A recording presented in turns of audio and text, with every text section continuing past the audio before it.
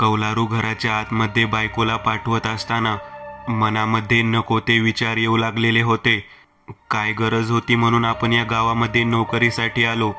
गावातील माणसे किती प्रेमळ आणि किती चांगली होती. केवळ या गोष्टीमुळे मी त्या ठिकाणी आलो होतो. परंतु आज या अष्टमीच्या रात्री असं काही घडेल असं कधीही वाटलं नव्हतं. नवीन लग्न झालेली माझी बायको केवळ लग्नानंतर 8व्या दिवशी एका वैरण आणि पडक्या घरामध्ये पाठवून द्यायची वेळ माझ्यावरती आलेली होती. मी कधी असं मनामध्ये विचारत सुद्धा नव्हतो की आपल्या बायकोच्या बाबतीत असं काही होऊ शकतं. एक एक पाऊल पुढे टाकत जात असताना माझ्या छातीमध्ये धडकी भरत होती. माझ्या हाताला घट्ट दाबून धरत शेवंत आजी म्हणाली, लेकरा, एका रात्रीचा आज प्रश्न आहे.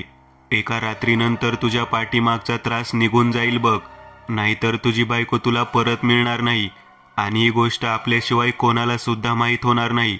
शेवंत आजीचं बोलणं मनाला पटत नव्हतं, परंतु त्याशिवाय पर्याय उरलेला नव्हता. पहाटेचे 5 कधी वाजतात त्याची वाट पाहत बसायची वेळ आलेली होती. मी शांततेने विचार करू लागलो. केवळ एका रात्रीमुळे जर आपल्या बायकोचा जीव वाचणार असेल तर काय करणार? परंतु एक नवरा म्हणून मी संपूर्णतः अपयशी ठरलेलो होतो. शेवंत आजी माझ्याकडे पाहत म्हणाली, लेकरा, मी तुला या अगोदर सुद्धा समजावून सांगितलं होतं, पालकरांच्या वाडीतील जे साहित्य आहे ते विकत घेऊ नकोस म्हणून सांगितलं होतं. पण तू माझं नाही ऐकलंस. तुला कितीतरी वेळा सांगितलं, तेव्हा तू स्वस्तामध्ये मिळत आहे म्हणून ते सर्व साहित्य विकत घेतलंस. तेव्हा मी शेवंत आजीकडे पाहत म्हणालो, घडलेल्या घटनेचा आणि पालकांच्या घरातील साहित्याचा काय संबंध? तू असं का म्हणत आहेस? तेव्हा आजी म्हणाली, तुझी बायको जेव्हा परत येईल ना, तेव्हा तुला या गोष्टीचा संबंध समजून येईल. तुला काय वाटतं, तुझ्या बायकोची अशी अवस्था कोणी केली आणि कशामुळे झाली हे मला माहीत नाही. तेव्हा मी म्हणालो, अगदी तुला सांगतो, मला सुद्धा कळत नाही की नेमकं काय झालं आहे. केवळ या घराकडे, या पडक्या कौलारू वाड्याकडे बोट करून दाखवते, नाहीतर नरड्यावरून सुरी फिरवून घेते असं म्हणती. माझी बायको मला समजत नाही असं काय बोलते, म्हणून ती 2-3 दिवस झालं सारखं या घराकडे धावत येते. तेव्हा शेवंत आजी माझ्याकडे पाहत, मनोज, तुला या गोष्टीची जाणीव नाही, परंतु मी तुला जाणीव करून देते. तुझ्या लग्नाच्या अगोदर सुद्धा या ठिकाणी अशा 2 घटना घडलेल्या आहेत. तू नवीन नोकरीला लागलास आणि या बाजूच्या पाटलांच्या मोठ्या घरात राहायला आलास. तुला या भागातील बऱ्याच गोष्टी माहिती नाहीत आणि कोणी सांगितल्या सुद्धा नाही, आणि त्या तरी तुला का म्हणून सांगायच्या? तुझ्यासोबत तुझ्या ऑफिसमधील 15 ते 20 लोकांचा स्टाफ या कर्मदरिद्री वाडीवरती राहायला आला आणि सगळ्यांचं नशीबच फळफळून गेलं. तुम्ही सरकारी काम करणारी लोक रोज चहा, नाश्ता, जेवण, बाकीच्या चैनीच्या गोष्टी मागू लागला. मग पाटलाच्या घरामध्ये केवळ राहणं आणि त्यांनी पैसे कमावणे यापेक्षाही बाकीच्या लोकांना सुद्धा व्यवसाय प्राप्त झाला. 20 लोकांचा राबता सुरू झाला आणि पालकांच्या वाडीमध्ये चांगले दिवस आले. ज्या वाडीकडे, ज्या 15 घरांकडे गावातील कोणत्याही व्यक्ती फिरकत नव्हता, तिकडे तुमच्या ऑफिसमुळे रोज 100 ते 200 लोक येऊ लागले. ज्या ठिकाणी मी केवळ रस्त्यावरून जाणाऱ्या ट्रकच्या ड्रायव्हर लोकांना चहा पाजत होते, तिथे रोजचा 500 रुपयाचा चहा विकला जाऊ लागला. मग या सर्व फायद्याच्या गोष्टी सोडून लोक कशाला तुला काही गोष्टी सांगतील? माणूस शेवटी स्वार्थीचा असतो. तेव्हा मी तिच्याकडे पाहत म्हणालो, मिनल कधी अशी वागत नव्हती. माझं आणि मिनल 1 वर्षापूर्वीपासूनचं प्रेम होतं. तिचा भाऊ नोकरीला लागल्यानंतर माझ्या अगोदरच जिथं ऑफिस होतं तिथंच आवर्जून कम्प्युटर शिकण्यासाठी येत होती. तिचं हे वागणं, तिचं बोलणं आणि अशा पद्धतीने आत्महत्या करायची धमकी देणं हे मला न समजण्याच्या पलीकडे आहे. माफ कर लेकरा, परंतु तुला खरं सांगण्याची वेळ आलेली आहे. तुला वाटतं की तुझी बायको वेड्यासारखं वागत आहे, परंतु ती वेड्यासारखं वागत नाही. तिला लागीर झालेली आहे आणि ती लागीर केवळ तुझ्या एका चुकीमुळे झालेली आहे. या अगोदर या ठिकाणी अशाच पद्धतीने घटना घडलेली होती. तेव्हा मी आजीकडे पाहत म्हणालो, तू जे काही बोलत आहे ते मला कळत नाही, परंतु मला माहीत आहे 3 दिवसांपूर्वी जेव्हा आमचा मधुचंद्र होता त्या दिवशी सत्याने शेज सजवली होती पालकांच्या घरातील तो मोठा पलंग अतिशय सुंदर पद्धतीने मोगऱ्याच्या फुलांनी सजवलेला होता. आजी, मी ज्या मुलीवर प्रेम करतो ती मुलगी माझ्यासमोर प्रेमाने दुधाचा ग्लास घेऊन आलेली मी स्वतः पाहिली. तिचा निरागस चेहरा, तिच्या डोळ्यातील भाव आणि तिच्या मनात माझ्याबद्दल असणारा प्रेमभाव मी ओळखून तिला जवळ बोलावून त्या पलंगावरती बसवलं. मी स्वतः बाहेरची कडी दार लावण्यासाठी म्हणून गेलो. 5 ते 7 मिनिटाच्या कालावधीमध्ये असं काय घडलं मला कळालंच नाही. ज्या 3 ते 4 माणसं झोपतील अशा पलंगावरती शेज सजवण्यात आली होती. त्या मधुचंद्राच्या पलंगावरतीच तिने खाली हात टेकवून वरती पाय केले. एखाद्या योगासन करणाऱ्या व्यक्तीप्रमाणे ती वागत माझ्याकडे पाहत विचित्र पद्धतीने हसू लागली. चल, पालकरच्या वाड्यामध्ये चल, मला तिथे जायचं आहे, चल. मला नेमकं समजना माझी बायको अशी का वागते. मी तिला जवळ जाऊन माझ्या छातीशी घट्ट धरण्याचा प्रयत्न केला, परंतु आजी, तिने केवळ एका क्षणात माझ्या शर्टाची कॉलर पकडून मला भिंतीवरती ढकलले. तिची ताकद एखाद्या पैलवानापेक्षाही जास्त होती. अतिशय सुंदर, नाजूक आणि कोमल असणारी बायको इतक्या भयानक पद्धतीने कशी काय वागू शकते याचा मी विचार करत होतो. ती परत शांततेने नव्या नवरीप्रमाणे पलंगावरती बसली. त्यावेळेला मी घड्याळात पाहिलं. त्यावेळेला पहाटेचे 3 वाजून गेलेले होते. मी माझ्या बायकोजवळ जाण्यासाठी घाबरत होतो, परंतु तिने मला बोलावलं. माझ्याकडे पाहत ती म्हणाली, काय झालं, किती वेळ लावला तुम्ही दरवाजा लावून यायला. मला तिचा आवाज त्यावेळेला नॉर्मल व्यक्तीप्रमाणे वाटला. माझ्यामध्ये चंद्राच्या रात्री माझ्या प्रियसीने असं वागणं मला आश्चर्यकारक वाटत होतं, पण मी कोणाला सांगू शकत नव्हतो. मी मनातल्या मनात घाबरलो.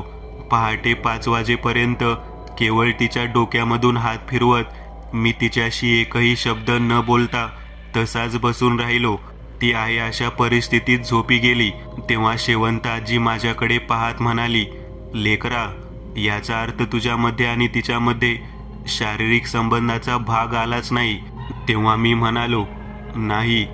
तेव्हा आजी म्हणाली, असंच घडतं आणि पुन्हा ज्या गोष्टी नको आहेत त्या आपोआप घडू लागतात. तेव्हा मी म्हणालो, होय आजी, तू बोलतेस ते खरं आहे. मी दुसऱ्या दिवशी ऑफिसला गेलो. ऑफिसला जाण्याच्या अगोदर स्वयंपाकघरामध्ये आंघोळ करून आल्यानंतर तिने मला घट्ट धरले. तिचे सौंदर्य मला खुणावत होतं, परंतु मी रात्रीची गोष्ट लक्षात ठेवल्यामुळे तिच्यापासून थोडं दूर जात होतो. मी त्यावेळेला चांगलाच घाबरलेलो होतो. मीनल माझ्याकडे वासनेच्या नजरेने पाहत अंगाशी लगट करत होती, परंतु रात्रीचा तिचा अवतार डोळ्यासमोर आणून मी लगेचच तिच्यापासून दूर जात ऑफिसची वेळ कधी होते ते पाहत होतो. त्याच वेळेला संध्याकाळी जेव्हा मी कामावरून परत आलो तेव्हा तिचं रूप मी पाहिलं. बरोबर संध्याकाळच्या वेळेला ती दारामध्ये बसलेली होती.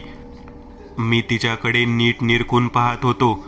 माझ्या मनामध्ये विचार होता की ही अंगाशी ज्या पद्धतीने लगट करत आहे, तिच्या बाबतीमध्ये ज्या पद्धतीचा रात्री प्रकार घडला होता, तो सगळं आठवल्यानंतर जवळ जाण्याचे धाडस नव्हतं. परंतु तिने ज्या पद्धतीने माझ्याकडे पाहिलं त्या केवळ नजरेवरती मी वशीकरण होऊन तिच्या पाठोपाठ चालत जाऊ या पद्धतीने चालत गेलो. आजी, तुला म्हणून सांगतो, माझी ती अवस्था माझ्या स्वतःलाच कळत नव्हती. जेवणाचं ताट समोर करून तिने मला हातपंख्यानं वारं घालायला सुरुवात केली. जुन्या काळामध्ये ज्या गोष्टी असतात अगदी त्या पद्धतीच्या गोष्टी तिने सुरू केल्या. मी तिच्याकडे पाहत जेवण करत होतो. त्यावेळेला जेवण झाल्यावर अगदी माझ्या हातावर पाणी घालून टॉवेल पुसायला दिला आणि त्यानंतर एक अप्रतिम असा पानाचा विडा खाण्यासाठी तिने मला दिला. आणि त्यानंतर ज्या वेळेला मी त्या पलंगावरती बसलो तेव्हा मात्र तिचा आवाज आणि तिचं बोलणं पूर्णतः वेगळ्या पद्धतीचे वाटू लागलं. तो तिचा आवाज नव्हता. वेगळ्याच पद्धतीने ती अतिशय मधुर आवाजामध्ये बोलत होती. तिने तिच्या केसांमध्ये जो शृंगार केलेला होता तो ती मला दाखवत होती. वेगवेगळ्या प्रकारचे गजरे तिने कानापासून पाठीमागच्या बाजूला सोडलेले होते, केसांमध्ये माळलेले होते. त्याचा सुवास आणि त्याचं देखणं रूप ती मला दाखवत एक वाक्य बोलली. चंदनाच्या पलंगावरती बसून सुंदर सुवासिक पानाचा विडा खाण्याची इच्छा राहिली होती ना तुमची, आज ती इच्छा पूर्ण करणार आहे. आणि तिने मला तो पलंग चंदनाचा आहे हे मला सांगितले. मी विचार करू लागलो, एवढा महागडा चंदनाचा लाकडाचा पलंग आपल्याला पालकर काकांनी एवढ्या कमी किमतीत का बरं विकत दिला असेल. त्याच वेळेला तिने केशरी चुना लावून अप्रतिम पद्धतीचे पुन्हा एकदा पान माझ्यासमोर बनवायला सुरुवात केली. मी तिच्याकडे पाहत होतो, तिच्या नावाने तिला हाक मारण्याचा प्रयत्न करत होतो. तेव्हा ती मला तोंडावरती स्वतःचा हात ठेवून शांत बसायला सांगत होती. माझ्या लक्षात येत नव्हतं की हे जे काही चालू आहे ते माझी बायको माझ्यासोबत करत आहे का अजून कोणी आहे. थोड्या वेळानंतर जेव्हा तिने मला पान बनवून आरशासमोर स्वतः बसून साज शृंगार करायला सुरुवात केली, तेव्हा मात्र मी तिच्या पाठीमागे उभा राहून आरशात पाहू लागलो. तेव्हा तिचा इतका सुंदर चेहरा मी पाहिला नव्हता, तेवढा सुंदर चेहरा मी पाहिला.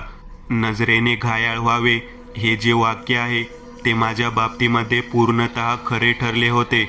मी आरशामध्ये जेव्हा तिला पाहत होतो तेव्हा ती माझी बायको आहे हे मला वाटलेच नाही, कारण ती वेगळीच कोणीतरी अगदी तिच्यासारखी दिसणारी पण वयाने कमी असणारी मुलगी होती.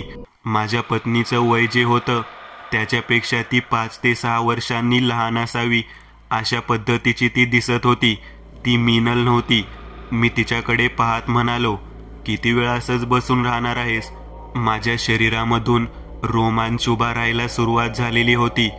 तेव्हा तिने त्या ड्रेसिंग टेबल सारख्या टेबलच्या ड्रॉवरमधून एक सोन्याचं कंकण बाहेर काढा व या पद्धतीने कंकण बाहेर काढलं आणि माझ्याकडे दाखवत म्हणाली, हे कंकण माझ्या हातामध्ये घालायचं आहे. त्यानंतर तिने तिथूनच एक चांदीचा कंबरपट्टा बाहेर काढला. फक्त कंबरपट्टा तेवढा राहिला आहे, तो मला घालणार का. मला तिचा तो बोलण्याचा आवाज, तिचं ते माधुर्य पाहून नकार देता आला नाही. आणि शेवंत आजी, मी तिच्या पूर्णतः बोलण्यामध्ये फसलो. मी मंद लावलेल्या पंतीच्या प्रकाशामध्ये तिच्यासोबत त्या पलंगावरती झोपलो आणि त्यावेळेला तिने तिच्या कमरेचे वस्त्र बाजूला केल्यावरती तो कमरपट्टा माझ्या हातात देऊन तो मला घालायला लावला. त्या दिवसापासून एक वेगळ्याच प्रकारचा भास मला नेहमी जाणवतो. मी वेळ काळ आणि कोणत्याही प्रकारचं भान न ठेवता केवळ तिच्या नजरेकडे पाहून आकर्षित होऊन सरळ सरळ तिच्या इच्छेप्रमाणे वागत जातो. ती जेव्हा म्हणेल तेव्हा मला त्या खोलीमध्ये बोलवते. तुला माहीत नाही, ऑफिसला जाण्याचं भानसुद्धा माझ्या मनामध्ये राहिलेले नाही. या पद्धतीचा सर्व भाग मी आजपर्यंत सहन केला आहे. घराच्या बाहेर आल्यानंतरच मी स्वतः वेगळा असतो आणि घराच्या आतमध्ये गेल्यानंतर मात्र मी तिच्या मर्जीने वागत असतो. जे काही घडलं आहे ते सर्वत्र तितक्याच प्रकारचे भयानक आणि एक वेगळ्या पद्धतीचे वास्तव्य आहे.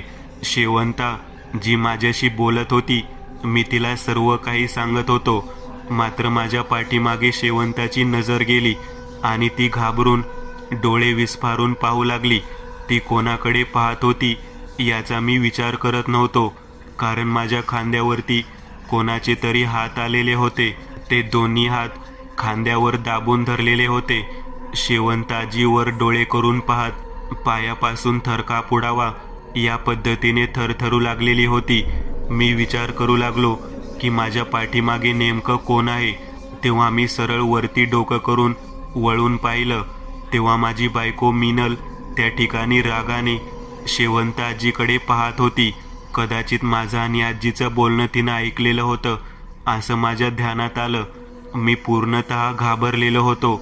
आजी एखाद्या फिट आलेल्या व्यक्तीप्रमाणे तोंडातून फेस बाहेर काढत पाय खुडू लागली.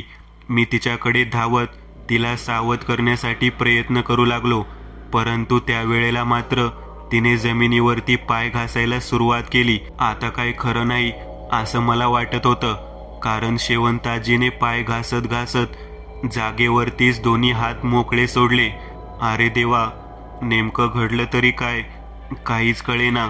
आजी निश्चिंत पडल्यानंतर मी माझ्या पत्नीकडे मीनलकडे पाहत म्हणालो, काय झालं आजीला, बघ ना काय झालं बघ. ती कशी करत आहे. तेव्हा ती म्हणाली, बडबड करायची जास्त सवय लागली आहे ना तिला, त्यामुळे आता शांत झोपली आहे, आता ती बोलणार नाही. तेव्हा मी मीनलकडे पाहत म्हणालो, नाही नाही, तसं व्हायला नाही पाहिजे, ती माझ्याशी बोलली पाहिजे. तेव्हा तिने माझ्या गळ्यामध्ये हात घातला आणि मला खोलीच्या आतमध्ये चला म्हणून इशारा केला. मी तिला म्हणालो, मी आत येतो, परंतु या आजीने बोललं पाहिजे.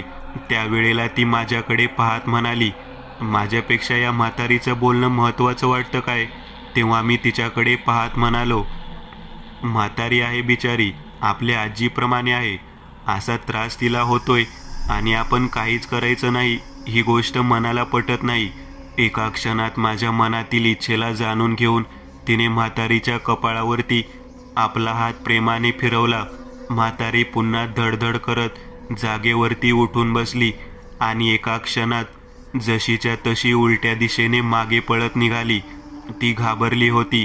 कदाचित तिला मीनलच्या शरीरामध्ये असणाऱ्या वेगळ्या बाईचं स्वरूप दिसलेलं होतं. मला ज्या पद्धतीने तिने पुन्हा जागेवरती उठवून दाखवलं होतं ते पाहता माझ्या मनामध्ये एक गोष्ट पूर्णतः लक्षात आली. आपण जी सांगेल ती गोष्ट जर तळमळीने मागितली तर ही पूर्ण करून देते.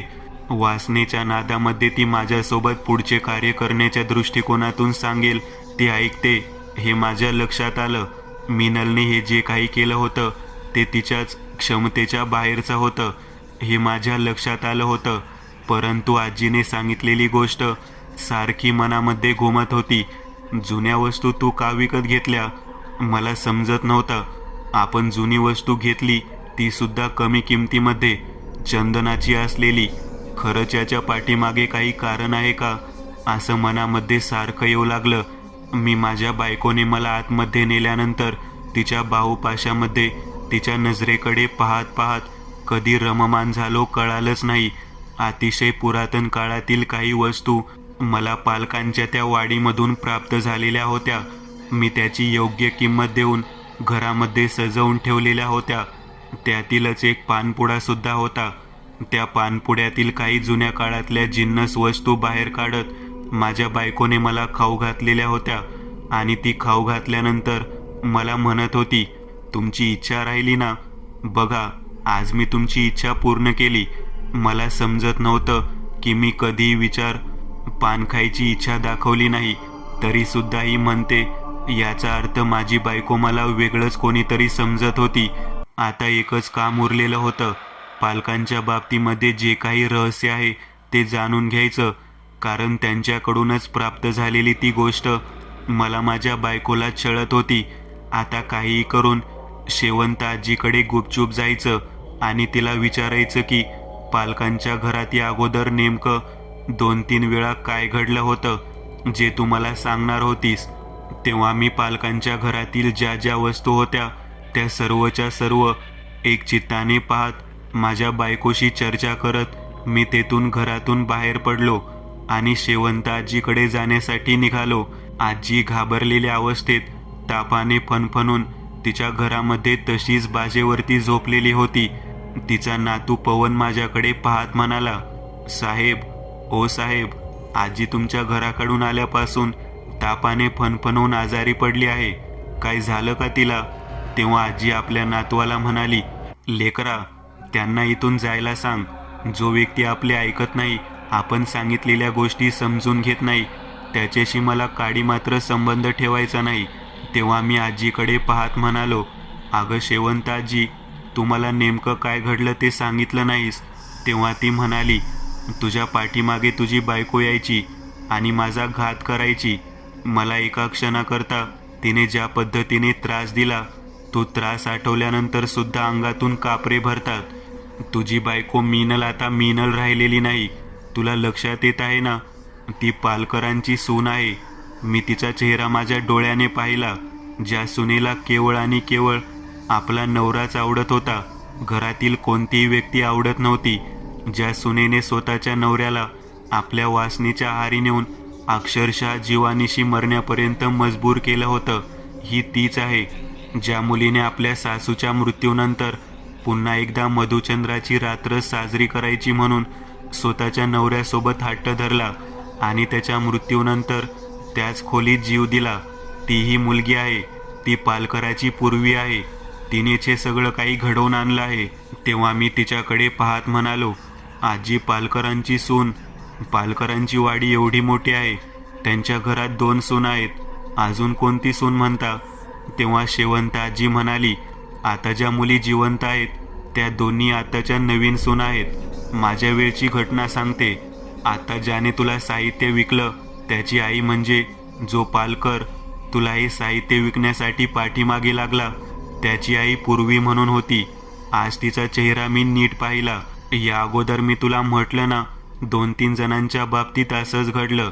पालकरांनी त्या घरामध्ये असलेल्या साहित्याची खोली 2 रूम भाड्याने दिले होते.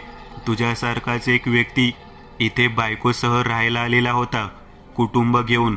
परंतु तो आणि त्याची बायको 5व्या दिवशी येथून आलेल्या मार्गाने निघून जाण्यासाठी दया याचना करत होते. पण शेवटी त्या बाईने त्या पुरुषाला त्याच खोलीत मारलं. लोक म्हणतात तिने जीव घेतला, परंतु डॉक्टरांनी सांगितलं की जास्त शारीरिक संबंधामुळे त्या व्यक्तीचा जीव गेला आहे. अरे बापरे, हे काय सांगत आहेस? माझ्यासोबत सुद्धा तोच प्रकार सुरू आहे. माझ्या घरात माझी बायको नवीन लग्न झालं आहे म्हणून माझ्याबरोबर शारीरिक सुखाची मागणी करते, परंतु त्याचं प्रमाण अमर्याद आहे. मला समजत नाही. ती वारंवार मला त्या खोलीमध्ये घेऊन जाते आणि जुन्या गोष्टींबरोबर चर्चा करते. मीनल आता मीनल राहिली नाही. हे तू जे सांगत आहेस ते खरं आहे. मी पालकांना या बाबतीमध्ये जाऊन जाब विचारणार आहे. तुम्ही तुमच्या घरातील वस्तू मला का दिल्यात आणि दिल्या तर दिल्या. अशा पद्धतीने ती घटना घडत आहे माहीत असताना सुद्धा तुम्ही का विकल्या, त्याचा बंदोबस्त का केला नाही? तेव्हा शेवंत आजी म्हणाली, कदाचित त्याच्या घरामध्ये त्या वस्तू असल्यामुळे त्याला सुद्धा या पद्धतीचा त्रास होत असावा असं मला वाटतं. तेव्हा शेवंत आजी माझ्याकडे पाहत म्हणाली, लेकरा, तू इथून निघून जा. तुझ्या बायकोच्या शरीरामध्ये असणारी ती भयानक शक्ती कोणत्या वस्तूमुळे, कोणत्या गोष्टीमुळे, कोणत्या कारणामुळे तुझ्या घरात प्रकट झाली, त्या सर्वच्या सर्व वस्तू परत देण्यासाठी किंवा त्या नष्ट करण्यासाठी काही उपाय आहे का, याबाबत मी विचार करते. परंतु तू इथे थांबू नकोस, कारण ती पुन्हा एकदा इथे जर आली आणि मला तुझ्यासोबत बोलताना पाहिलं तर मला वाटत नाही या वेळेला ती मला जिवंत सोडेल. नको, तो त्रासच नको. ज्या पद्धतीने आजी बोलत होती त्या पद्धतीने मी सर्व काही ऐकून घेतलं. आता थेट पालकांच्या घराकडे जायचं असा मी विचार करत होतो. तेवढ्यात आजी मला म्हणाली, पालकराला या बाबतीत काहीच बोलू नकोस. तो ते साहित्य मुक्त करण्याच्या दृष्टिकोनातून मदत करायचं सोडून वेगळंच काहीतरी करून बसेल. तेव्हा मी आजीला म्हणालो, आजी, तू म्हणतेस की रात्री तुमच्या व्यक्तीचा मृत्यू होतो. डॉक्टरांनी सांगितलं की त्याने जास्त शारीरिक वासनेचा अतिरेक केल्यामुळे त्याचा मृत्यू झाला. माझ्या बाबतीत तर असं काही घडणार नाही ना? त्यावेळेला आजी माझ्याकडे पाहत म्हणाली, काय सांगणार लेकरा?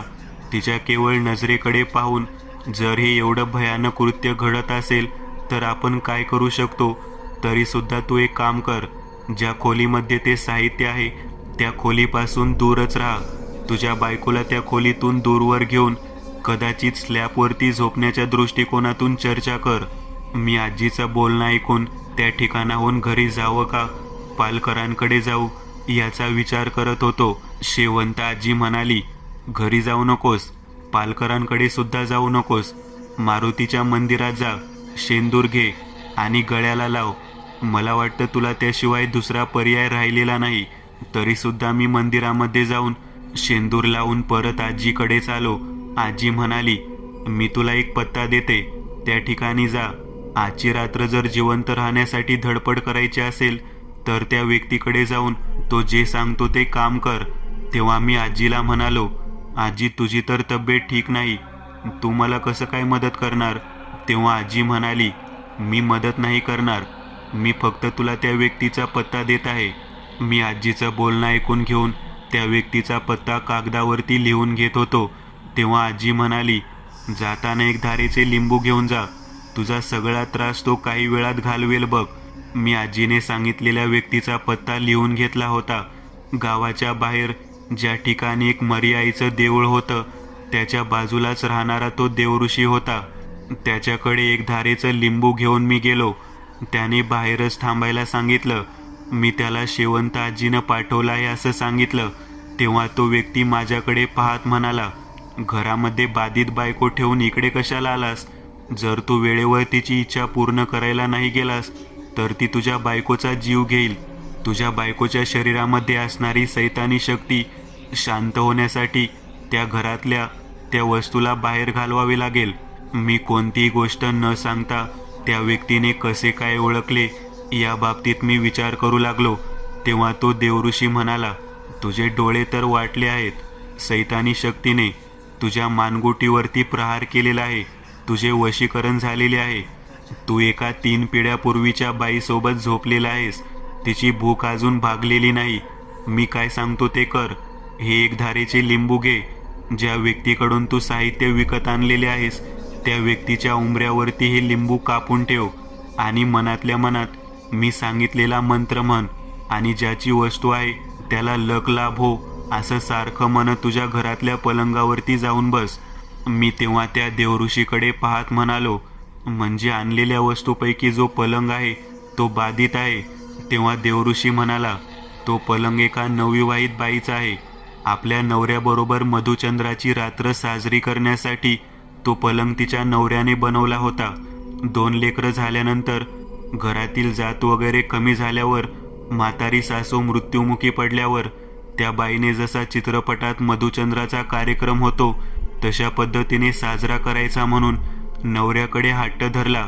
नवरा त्या पद्धतीने पलंग वगैरे सजवून तिची वाट पाहत तिथेच बसला होता. दोघेही जण आपल्या दोन्ही लेकरांना पलंगाच्या खाली झोपून आपल्या मधुचंद्राच्या रात्रीचा शृंगार पाहत होते. अतिशय तीव्र अशा वासनेने व्याकुळ झालेल्या त्या स्त्रीने नवऱ्यासोबत मधुचंद्राच्या रात्री प्रणय सुख घेण्यासाठी सुरुवात केली. तेवढ्यात त्याच्या मित्रांनी त्याला बोलावून घेतलं. पान खाऊन येतो, पलंग तोड पान आणतो म्हणून बायकोला तो सांगून गेला. तो ॲक्सिडेंटमध्ये त्याच रात्री मृत्युमुखी पडला. पालकांच्या वडिलांचा मृत्यू या पद्धतीने झाल्यानंतर ती बाई तशीच तळमळत त्या पलंगावरती तरफडत राहिली. आपल्या दोन्ही मुलांच्या बाबतीमधला विचार न करता त्या बाईने त्याच पलंगावरती वरच्या बाजूला असलेल्या पंख्याला लटकवून स्वतःचा जीव दिला.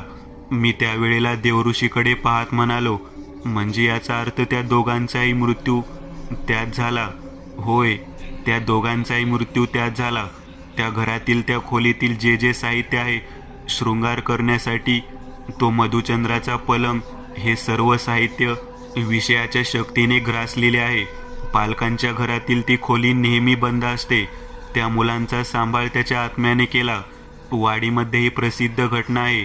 त्यानंतर पालकराने पैशाच्या हव्यासापोटी 2 वेळा ती खोली भाड्याने द्यायचे म्हणून ठरवले, पण दोन्ही वेळेला असाच मृत्यू घडवून आला. तुझे नशीब बलवत्तर म्हणून तू वाचला. तरी पण आज रात्री तुझा मृत्यूयोग आहे हे निश्चित. हा संपूर्ण संवाद ऐकल्यानंतर मी चांगलाच घाबरून गेलेलो होतो. देवा, आपल्याला शेवंताजीमुळं निदान संधी तरी प्राप्त झाली. जर आपण इकडे आलो नसतो तर आज मात्र खरंच आपला मृत्यूयोग संपवला असता. मी चांगल्याच रीतीने घाबरलेलो होतो. मला समजत नव्हतं की कोणत्या पद्धतीने यातून मार्ग काढावा. तेव्हा देवऋषी माझ्याकडे पाहत म्हणाला, ज्याने तुला ते साहित्य विकले आहे त्याच्या उंबऱ्यावरती ते अर्धलिंबू कापून मी सांगितलेलं सगळं काही जसेच्या तसे म्हण. तुझ्या पाठीमागे लागलेला त्रास रात्रीतून तुला गेलेला दिसेल आणि ते घर सोडून पालकांची वाडी सोडून दुसरीकडे राहण्यासाठी जा. मी एक धारेचे लिंबू त्याच्या हातात दिलं. त्याने ते मंतरून माझ्या जवळ दिलं. कोणतीही व्यक्ती जागी नसताना मला ते कार्य करायला सांगितलं होतं.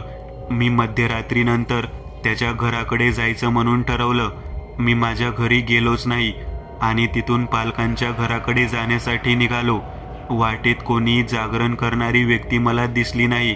बरोबर घराच्या जवळ असलेल्या झाडांमध्ये मी 10 ते 15 मिनिट लपून बसलो. बरोबर उंबऱ्याच्या मध्यभागी जाऊन त्या ठिकाणी मी लिंबू कापले आणि मनातील गोष्ट बोलून दाखवायला सुरुवात केली. तेव्हा दूरवर जवळजवळ 100 ते 150 पावलं अंतरावरती त्या माझ्या घरातून अचानक वरच्या दिशेने कौल स्फोट होऊन उडावी त्या पद्धतीने आवाज आला. त्या दिशेने नजर गेली तेव्हा संपूर्ण काळसर रंगाचा धूर त्या घरातून वरच्या बाजूला जाताना दिसला. मी प्रचंड घाबरलो, परंतु देवऋषीने सांगितलेल्या पद्धतीने मी तिथेच कडेला त्याने सांगितलेला मंत्र म्हणत बसलो. काही क्षणात काळसर धूर त्या पालकांच्या उंबऱ्याच्या दिशेने येताना दिसला. एका क्षणात तो काळसर धूर ज्या खोलीत पूर्वी ते साहित्य ठेवलं होतं त्या दिशेने आत जाताना दिसला. मी ओळखून घेतलं की सैतानी शक्ती माझ्या घरातून, माझ्या बायकोच्या शरीरातून निघून आहे या ठिकाणी गेली आहे. मी घरामध्ये जाण्या अगोदर घाबरत घाबरत बाहेरच थांबलो. माझ्या बायकोने दार उघडले आणि मला आत बोलावले. माझी बायको मीनल माझ्यासोबत चांगल्या पद्धतीने चर्चा करत होती. मी आत डोकावून पाहिलं तेव्हा मागच्या खोलीमध्ये असलेला जो पलंग होता तो त्या ठिकाणी दिसत मी तिला विचारलं, या ठिकाणी पलंग कसा काय दिसत नाही? तेव्हा ती म्हणाली, तुम्हीच 2 व्यक्ती पाठवले होते ना, जुना झालेला पलंग आहे म्हणून परत करायला. तेव्हा मी डोक्याला हात लावला. माझी बायको मला म्हणाली, त्यांनी तो पलंग, तो टेबल आणि ते कपाट येथून काही वेळापूर्वीच नेले.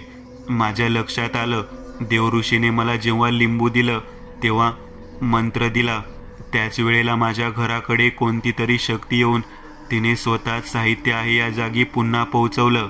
कदाचित शेवटचा जो काही कौलांचा स्फोट झाला, त्या खोलीमध्ये जो धूर आला तो भाग म्हणजे माझ्या बायकोच्या शरीरात असणारी पालकांची सून पूर्वी, हिचा तो स्वतःच्या जागी जाण्याचा भाग मला दिसलेला होता. मी बायकोकडे पाहत मिठी मारत आरशाकडे जाऊन उभारलो. माझ्या बायकोचं अस्तित्व ती जशी आहे तसं दिसत होतं. मी खोलीत वाकून पाहिलं तेव्हा तो मधुचंद्राचा पलंग मात्र मला नजरेसमोरून घालवता येत नव्हता. एका जुन्या वस्तूमुळे माझ्या आयुष्यात जे काही घडलं होतं ते कदाचित मी कधीच विसरू शकणार नव्हतो. मी दुसऱ्या दिवशी माझ्या बायकोला देवाला घेऊन गेलो आणि शेवंताजीसमोर पाया पडून दुसरीकडे राहण्यासाठी विचार घेऊन त्याच दिवशी सर्व साहित्य घेऊन निघून गेलो.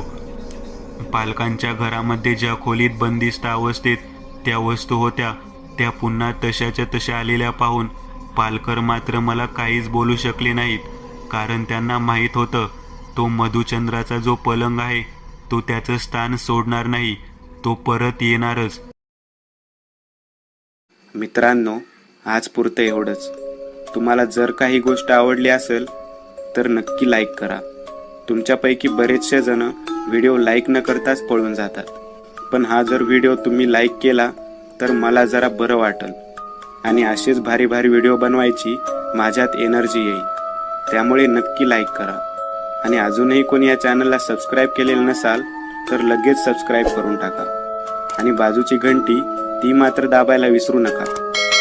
देवाची घंटी आहे ती. चला तर मग पुन्हा भेटूया अशीच एक आगळी वेगळी गोष्ट घेऊन पुढच्या